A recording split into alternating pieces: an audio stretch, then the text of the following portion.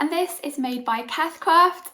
Thank you very much for joining me for this video and welcome to my channel, or welcome back if you're a regular viewer. So in this video I'm going to be sharing two new makes that I made using new sewing patterns, and when I say new I mean new to me but also new to the sewing community because they're both only released over the last few weeks, or actually one was only released this week, so it's very new. And I'm going to be talking about my makes, and I'm going to be doing an honest review of each pattern and sharing all of my thoughts. And I must admit, I am sort of more keen on one than the other on me, and I'll be talking about why.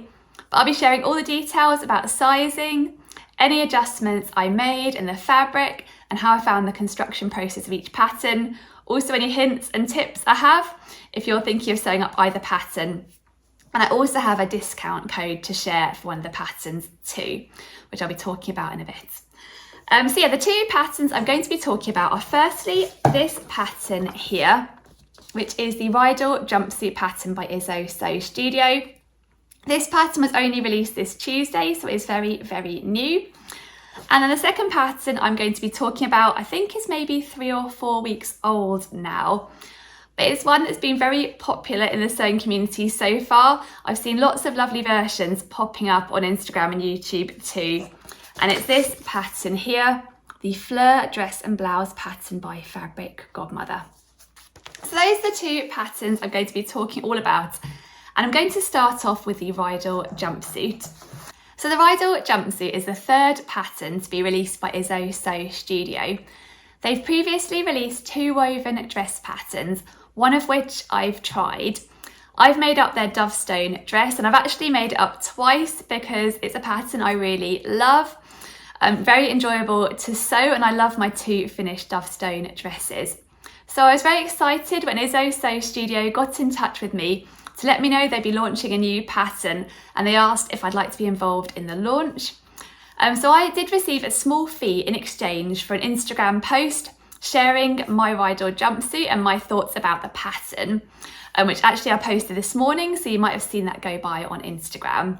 But I have to say I was keen to get involved regardless of receiving a fee. That was an extra bonus. I love the Dovestone dress so much, I was very keen to see this new pattern and give it a go. And this video is an extra. I haven't been asked by IzzoSew Studio to do anything on YouTube. I just wanted to share my thoughts about the pattern, just because I thought it might be helpful if you fancy sewing it too, and I just wanted to talk about it a little bit. So yes, that is the Rydal jumpsuit. And I thought it was interesting because it's a bit of a different style of pattern from a woven dress to then launch a jersey jumpsuit. So I was quite keen to see how it would sew up, what the style would feel like and that sort of thing. So this is the Rydal jumpsuit, and I thought I'd first just mention the name. I was kind of intrigued by the name Rydal, and IzzoSew Studio explained that for all of their patterns they choose names based on places in nature that they have really happy memories of. So I had a little Google of the name Rydal, and it actually refers to a cave up in the Lake District that's set by a very beautiful lake. Do have a Google and have a look at it yourself. The scenery is gorgeous there. I then went on to have a little look at what the name Dovestone referred to, and that refers to a reservoir in the Peak District, which is again very pretty. So do have a little look. And I thought it was a really nice choice for names actually, to choose places you have happy memories of. So yes, this is the Rydal jumpsuit. You can make it either as a jumpsuit or a play suit. And I like that it's designed for jersey fabrics, which is super comfy. So I'll show you a few of the details. There are 3 different views you can make of this jumpsuit or play suit. View A has short sleeves and is a play suit length, shorts length version. View B has a 3/4 sleeve and also a 3/4 leg. And then view C has a full leg and then a more sort of billowy sleeve with this cuff to bring it in. So I guess that feels like a bit more of a dressy version, whereas the first 2 versions feel maybe a little bit more casual, although I guess it depends on how you styled each of them. Some other nice features of the pattern is it's a raglan sleeve, which I always find is quite a nice, easy type of sleeve to sew. Then it's got this V-neck and this sort of wrap style neckline, and then it's cinched in at the waist by a drawstring in a casing around the waist. And then the leg is quite a wide leg, which I really like. I'm quite enjoying that style at the moment, a kind of wide, billowy, relaxed leg. In terms of sizing, the pattern has a really great size range. It goes from UK 6 up to a UK 34, which takes you up to hip of 63.5 inches. And it's available in 2 different cup sizes, a B and a D cup. So yeah, really great size range. So yeah, I'll share all the details of how I found this pattern. I'm actually wearing my Rydal at the moment, and I should also mention I do have a discount code for this pattern. At the moment for the launch week, it is 20% off until the 23rd of July, but you can get an extra 20% off on top of that using my code, which is Cath20. And then after the original 20% week, that code does still continue to get that 20% off until the 16th of August. So yes, if you're interested in the jumpsuit, it's definitely worth getting now, where you can get 20% off and then another 20% on top until 23rd of July, but there's still 20% off until the middle of August after that using my code Cath20. But yeah, I'll share all the details of my jumpsuit, which I'm wearing right now and finding very, very comfy. So I'll start off first of all with sizing for the jumpsuit. So I had a look at my sizing and it placed me as a B cup. And then when I had a look at my measurements, they put me as a size 8 on the bust and the waist and a size 10 on the hips. Because it's like a jersey jumpsuit, I probably could have got away with making a straight size 8 and not grading out the hips. But I did decide to grade out and be true to my measurements. Firstly, because I wanted to see exactly the shape the jumpsuit was intended based on your measurements. But also I thought I did like the idea of having quite a loose, wide leg, and I didn't want to kind of lose the extra roominess around the hips. So I thought I'd go with my true measurements. And it was quite an easy pattern to grade between the sizes. So I just made a straight 8 on the bodice, and then for the trousers, it just meant a slight adjustment to move between the 2 lines from the waist point at the top of the trouser to the hip point. I did actually make one adjustment to the pattern before I sewed it up, which is to lengthen the crotch, and I actually lengthened it by 1.5 inches, which sounds like a lot, but I have found I need the extra room on a lot of other jumpsuit patterns I've tried. But when I sewed my jumpsuit up, I found the crotch was hanging quite low, having made that adjustment. So what I ended up doing was I ended up just taking that extra length I'd added off the top of the pattern pieces to the trousers and re-sewing, and now I think the crotch sits just where it's intended to and is perfect. So if you are shorter bodied, because I am longer bodied, if you're shorter bodied, you might want to consider maybe just taking a bit of length out of the crotch so it doesn't end up too low. I think maybe because it's quite a drapey fabric I've used, it might hang a little bit heavier than if you were using a more springy fabric that isn't so drapey and stretchy perhaps. But yes, I found actually this jumpsuit ends up perfect for me without having to make any length adjustments. And in terms of the version I chose to make a bit of a combination of version A and version B. So I chose the short sleeves from view A and then the 3/4 length trousers from view B, because I thought that's something I get the most wear out of really. I've been feeling like recently that my wardrobe is lacking items to wear in that in-between weather. I've got some lovely items for sort of really hot weather, like shorter dresses and shorts and that sort of thing, and obviously lots of cozy items for the cold weather we get for quite a lot of the year here in the UK. But we also have quite a lot of that in-between weather where it's neither hot or cold, and I thought a 3/4 length jumpsuit would be perfect for that type of weather that we actually have today. So that's why I decided. Oh, I should also mention you can add on patch pockets on the pattern, but I decided against it. I wanted to keep it quite simple, and I've found from my own experience of sewing jersey pockets onto jersey fabric that sometimes they can stretch a bit and not look quite as perfect as I'd like them to, so I just rather not have them and just carry a bag with me. That is the plan. So I've talked about the sizing and the view I chose for the Rydal jumpsuit, but I'll talk about fabric next. So one of the reasons I really like the idea of the Rydal jumpsuit is because it's recommended to be made in quite a lightweight drapey jersey fabric along the lines of a viscose jersey, and they recommend the fabric has about 40% stretch each way. And I really love the idea of a really drapey, comfy, summery style jumpsuit. So yeah, I was quite keen to try sewing it up. I don't think I've ever made a jumpsuit in a fabric like this before. And for my version, I decided to use a bamboo jersey, which is pretty similar to a viscose jersey, but I just prefer it slightly. I find bamboo jersey so nice and soft and comfy to wear. just maybe that little bit softer than viscose jersey, I don't know. I just love a bamboo jersey, so I thought I'd try it in that. And I got my bamboo jersey from Minerva. It's 95% bamboo and 5% elastane, and it's actually a really good price on there. I think it's $11.99 per metre, which I think is a really great price for a bamboo jersey that is 95% bamboo and doesn't have any cotton in it. So I went for this bright red colour. I really like the idea of having a really bright, vibrant jumpsuit that would really show off the lovely shape of the Rydal. This jersey fabric is a bit stretchier than recommended, so it has 50% stretch width-wise and 60% stretch length-wise. So I wasn't sure if that would affect how the pattern sat at all. I was a little bit worried with it being a little bit more stretchy, but actually it's turned out absolutely fine. Yeah, I think it's worked really well actually.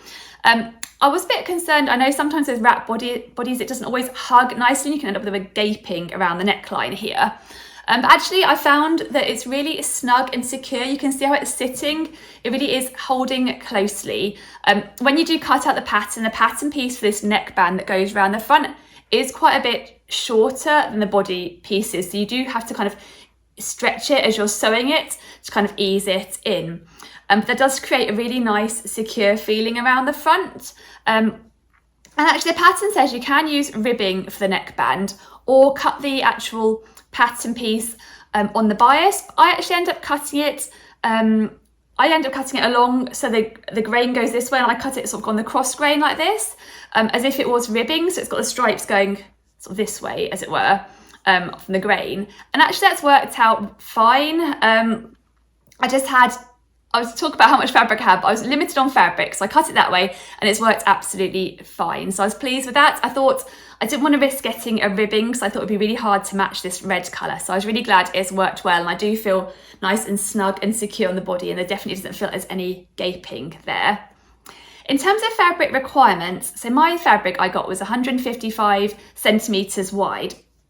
And for 1.5 metre wide fabrics, the pattern does state you need 1.7 metres for view A, the playsuit version, or for view B, you need 2.6 metres, which is for the 3/4 trouser and the 3/4 sleeve. Now, I only bought 2 metres because I did originally think I might like to try the playsuit, but then I decided actually I could see myself getting more wear out of a jumpsuit version. And I was able to squeeze all the pattern pieces out of 2 metres. So I was really pleased and relieved about that. It did mean I had a little less fabric for cutting the neckline piece, so I couldn't cut it on the bias. But as I mentioned, that worked out fine. And actually, although I decided not to add the pockets, with the fabric scraps I had left over, I would have been able to squeeze pockets out too if I'd have wanted to. But I think I've mentioned before, I don't always follow the cutting layouts in the pattern. I generally do my own thing, and I had a bit of a play with the pattern pieces, and yeah, managed to squeeze them out of the 2 metres. So I was very pleased about that. And yes, that was really good. And then in terms of the pattern instructions and the whole construction process for the jumpsuit, well, I knew from my experience of sewing up the Dovestone dress that IzzoSew Studio's instructions are really nice and clear and easy to follow. And I definitely found that to be the case for the Rydal jumpsuit too. I found all of the written instructions to be very clearly worded, and the pictures are nice and clear too, which meant I knew exactly what I was doing, and the whole construction process felt nice and smooth, and the whole jumpsuit felt like it came together really nicely. And I liked how the pattern instructions are quite thoughtful too. There are a couple of extras included. For example, there's a section for top tips on sewing with jersey fabrics, and there's also a nice section for ideas for customising your jumpsuit. And I thought that was quite nice if you're planning on making maybe more than one version. That's a nice section to have a look at if you want to kind of just add a different spin on each one. So yeah, a really nice instruction booklet, really nice and easy to follow. And the pattern has a difficulty rating of 3 out of 5. So I guess it's probably suitable for a confident advanced beginner who's got a few other dressmaking projects under their belt. And actually also, as well as the pattern instruction booklet, there is also a full sew along for the pattern available on the IzzoSew Studio website. There's one for each of their patterns they've released. So if you prefer following a video sew along, or if you do want to see any of the steps in a bit more detail, that'll be a great resource too. I didn't find that I needed it. I found the pattern instructions to be clear enough that I felt like I just worked through those without any trouble, but it's nice to know that's there as an extra resource if you did want to access that too. So yeah, I found the whole construction process really nice. There were a couple of bits I found slightly fiddly that I thought I'd mention, and it's mainly around sewing the drawstring casing and adding in the little holes for the drawstring to go through. I found that a little bit fiddly. I think it's a really nice feature though. I'll stand up so you can see the whole drawstring casing and what I've done there.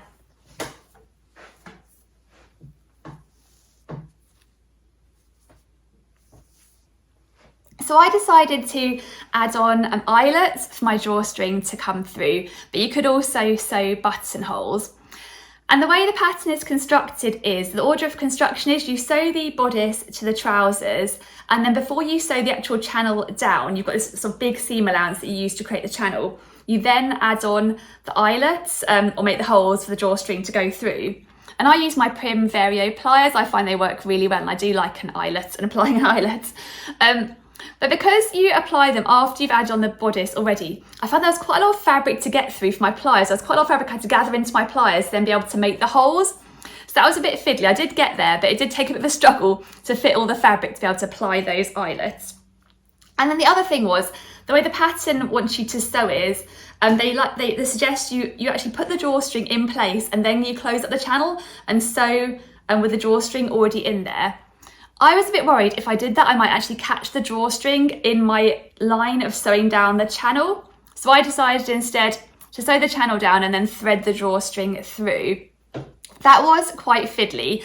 It is something I've done before. I've done it quite a few times on Hudson pants.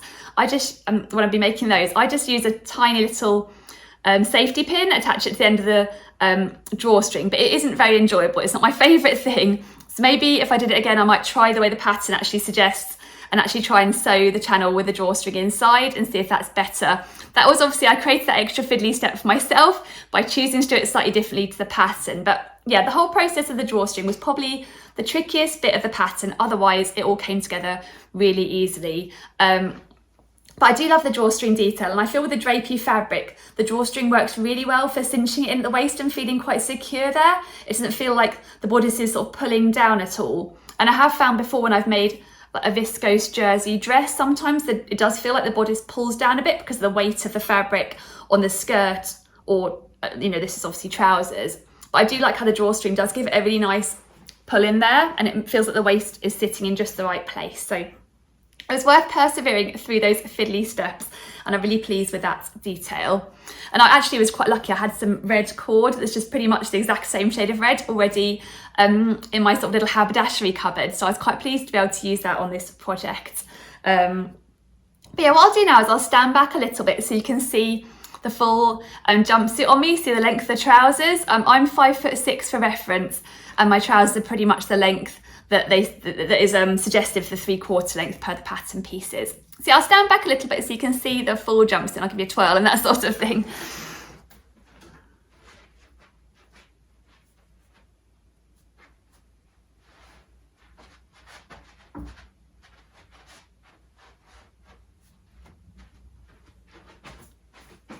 So hopefully you can see that because of the drapey bamboo fabric, the jumpsuit has a lovely swish and movement to it.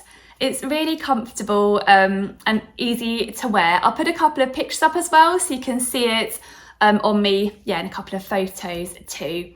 But yeah, I really enjoyed this pattern. It's so comfy to wear. It reminds me a little bit of the Zadie jumpsuit by Paper Theo with a lovely wide leg, although there are some construction parts that are different, and obviously it's a jersey pattern, but I know that's a really popular pattern that a lot of people love, so I'm thinking this one might be a really popular one because you can't really go wrong with a lovely stylish jumpsuit with a lovely wide leg but in a comfy jersey fabric. So yes, that's my experience of sewing the Rydal. Very positive, and I love my version. This is definitely the pattern of the two that I feel really comfortable in. I feel like it suits me, and I think I'm going to get a lot of wear out of it. And like I mentioned earlier, at the moment it's 20% off until the 23rd of July. If you do want to get an extra 20% off on top of that, until 23rd of July, you can use the code at checkout on the website, Cath20. And then after the 23rd of July, you can still get 20% off using that code, and my code, Cath20, will continue to run until the 16th of August. So yes, that's the Rydal jumpsuit. And now I'm going to move on to sharing my experiences of the Fleur blouse and dress pattern by Fabric Godmother. So what I'm going to do is I'm going to go and get changed into that pattern so I can share all the details of that one next. So I've changed into my Fleur blouse now and I'm ready to talk all about it. So the Fleur blouse and dress pattern is the latest pattern released by Fabric Godmother. It's their second sewing pattern release, and this pattern has been so popular since it launched a few weeks ago. I've seen so many Fleur blouses and dresses popping up, and I think it's been particularly popular because of this tie front detail, which nods the iconic Ganni blouse. And I think a lot of people have been really keen to try and recreate that look and put their own spin on it using the Fleur pattern. So first of all, I'll show you the line drawings so you can see the different options and the whole look of the pattern. So you can make the Fleur either as a dress with a gathered midi length skirt or a blouse with a gathered peplum. And then there's a sleeveless option and an option with a puff sleeve. And the whole fit of the blouse and dress is designed to be quite relaxed and loose fitting, and the waistline is designed to sit a little bit higher than your natural waist. And one really nice feature of this pattern I think's made it popular too is the fact that behind the ties there's this placket which adds a bit of modesty. It stops there being a gap when you tie up the ties down the front. I think that's a really nice feature of this pattern. Another really great thoughtful feature of this pattern is there are actually different bodice blocks for the sleeveless and the sleeve versions, which I think is really good. Rather than having one bodice block that might not work exactly right either way, each bodice block's been designed to work really well either for having sleeves or having no sleeves, like my version I'm wearing today.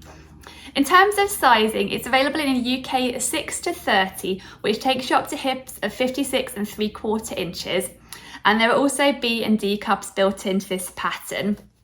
What I thought was quite interesting actually is for the B cup version, for the sleeveless version there are bust darts added, but for the B cup version with sleeves there are no bust darts. I thought that was quite interesting that there was that distinction. In terms of my sizing, when I had a look at my measurements, it would put me as between a 6 and 8 on the bust and then between 8 and 10 on the waist and hips.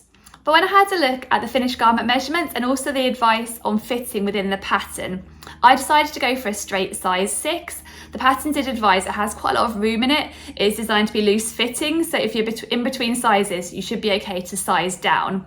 And it does take me a little bit further down on the hips, but actually, with it being like a gathered peplum, there's loads of room at the hips, so there's no real trouble fitting there. So that is what I went with when I made my Fleur blouse. The only adjustment I made was to lengthen the main bodice piece by 2 centimetres. Just because, like I was mentioning earlier in the video, I do have a longer body and I do find I generally need to lengthen quite a lot of bodice pattern pieces. And when I held up the Fleur pattern pieces to me, I thought it might come quite high up if I didn't lengthen. So I'm actually glad I made that adjustment because as you can see, it still does sit quite a lot above my natural waist, even having made that adjustment. My natural waist is more sort of down here. So yeah, at least an inch, if not more, below the line where the kind of bodice meets the peplum. So yeah, that's what I did in terms of sizing, and I'm quite happy with that size. I think if I'd actually gone for the size 8, it would have felt too roomy because there's still quite a lot of room even in this size 6 version. Then in terms of fabric, the Fleur pattern recommends light to medium weight cottons and linens for summer, but it does mention you can make it in a heavier weight if you say you wanted to make a pinafore version of the dress for winter. So I decided to have a little play with gingham fabrics. For my version, I thought that would be a little bit of fun, and I do love a gingham. So I got these cotton gingham fabrics from First for Fabrics. They're yarn dyed ginghams, which is quite nice. It means they're just exactly the same on both sides, which made it a bit easier for cutting out. There's no real right side or wrong side to this fabric. So you didn't need to worry about cutting out 2 lefts or 2 rights because they're pretty much exactly the same. But anyway, this fabric, this gingham fabric, comes in 3 different sort of scales from First for Fabrics.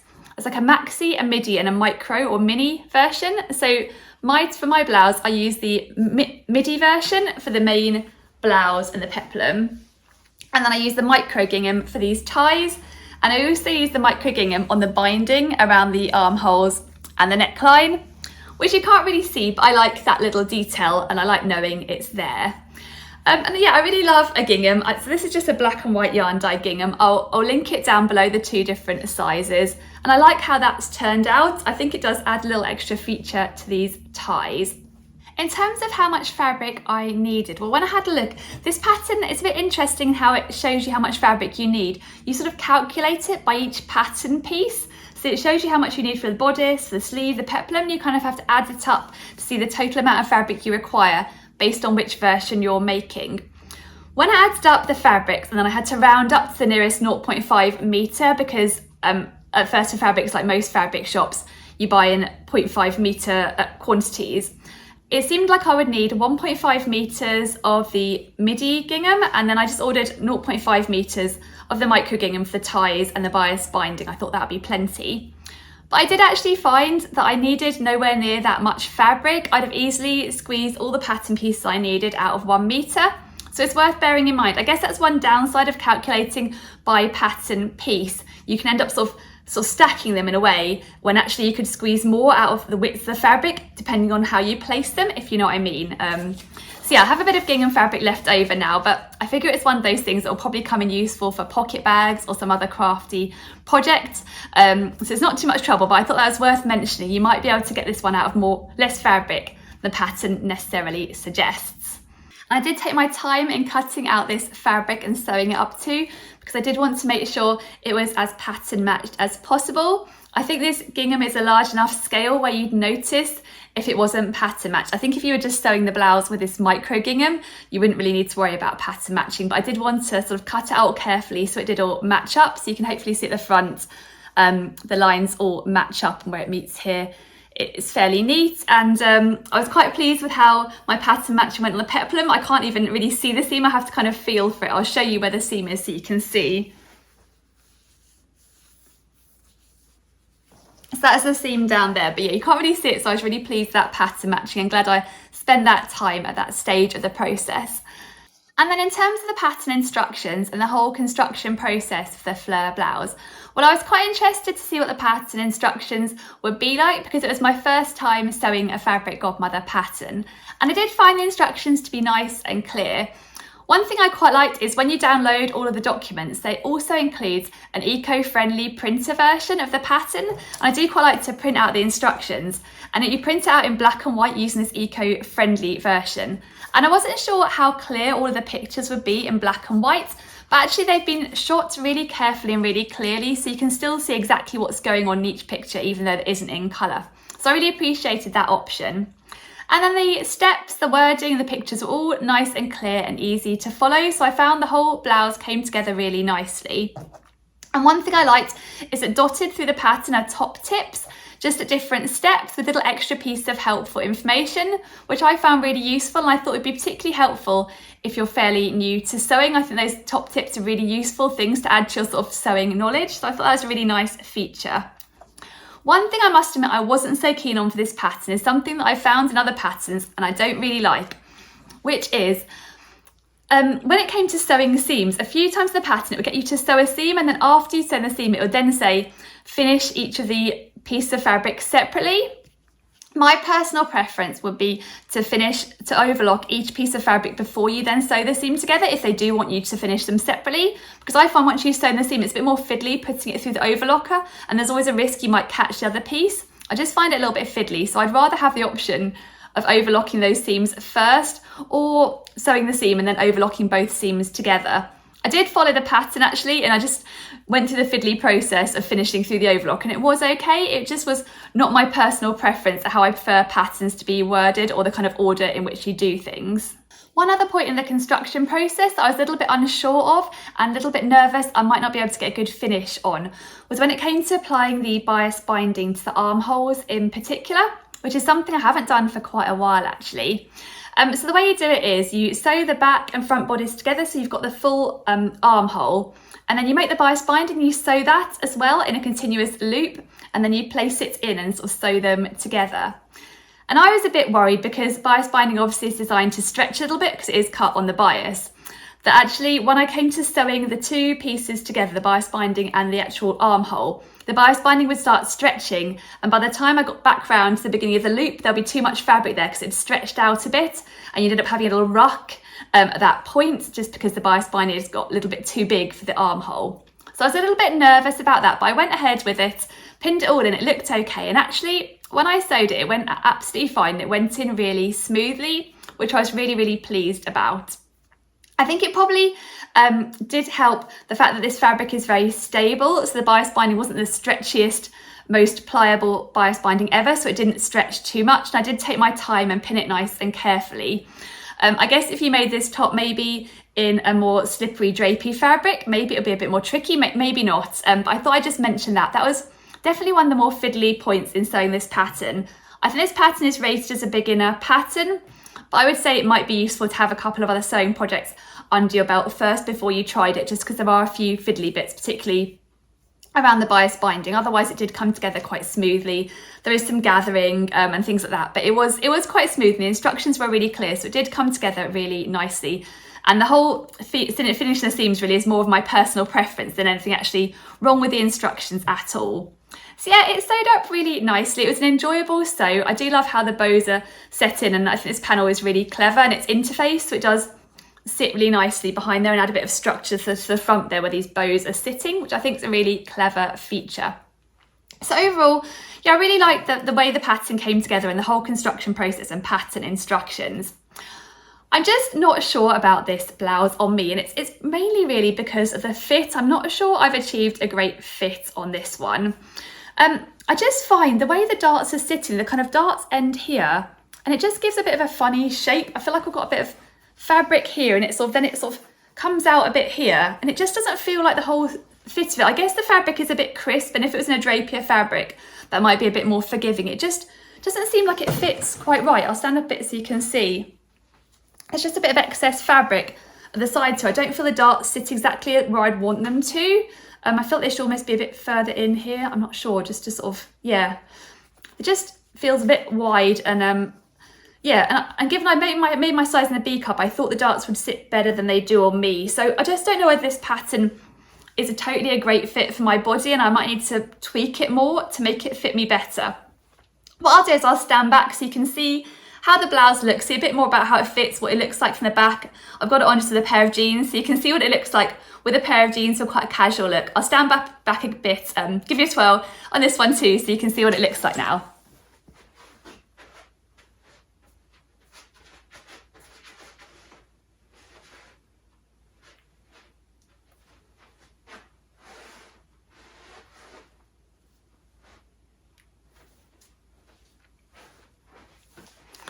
So yeah, I'm just not totally sure about this shape on me. I'm just not sure if it feels super flattering, or it just feels, although it feels comfortable to wear in terms of it's a comfortable top, the fabric's nice and comfortable, it's quite loose and relaxed. Just whether I feel that comfortable in it, I guess, that's the thing. So yeah, I'm not sure if it's totally my cup of tea. I mean, I did know when I started making this pattern, I wasn't sure if it was going to be my cup of tea, and I thought it would be fun to try it and try something a little bit different. But yeah, I'm just not 100% about it on me. I'll put a picture up too. Yeah, I love the gingham. I really like the bows. I did actually look online for how to tie a bow to give a nice finish, because I found when I tied them the way I normally tie bows, it all hung a bit haphazardly. And I found this nice tutorial online where you make one bow and then you loop the other bow sort of round and then pull it through, and it gives a nice even bow that sits quite nicely. So I'll link that tutorial down below in case you might find that useful too. I definitely learned a bit more about how to tie a nice bow after I put it on the first time. I thought, oh, they just don't look right given they're supposed to be the main feature. So I'll link that down below. But yeah, I'm just not totally sure about this pattern on me. So I'm not sure if it's one that I would make again. Although I did think perhaps if I did try it again, I would try the version with the sleeves, just because the B cup bodice that has the sleeves doesn't have darts in, so that might solve the fitting issue, because I think the darts is where it doesn't sit quite right on me. So that might be an option. Or it might just be one of those patterns where I sit back and just really enjoy looking at everyone else's lovely version. So that might be an option too. But yes, that's my verdict on those two new sewing patterns. I really love my Rydal jumpsuit. It's super comfy. I feel really great in it. I love the wide legs. The swishy feel of it is definitely one I'm going to be reaching for a lot this summer. Whereas I'm still a little bit on the fence about my Fleur blouse. But let me know what you think about both patterns. I'd be really interested to hear from you down below. Let me know if you've made the Fleur, if you're planning to make the Rydal. oh yeah, I'd really love to hear from you. And do remember, if you do fancy trying the Rydal, I have got a 20% off code, Cath20, which is running till August 16th. So thank you so much for joining me for this video. I hope you found my 2 pattern reviews helpful and have enjoyed watching. If you have, please do give this video a thumbs up. And if you're new to my channel, please do subscribe. Thank you again. I'll see you for another video again soon. Bye.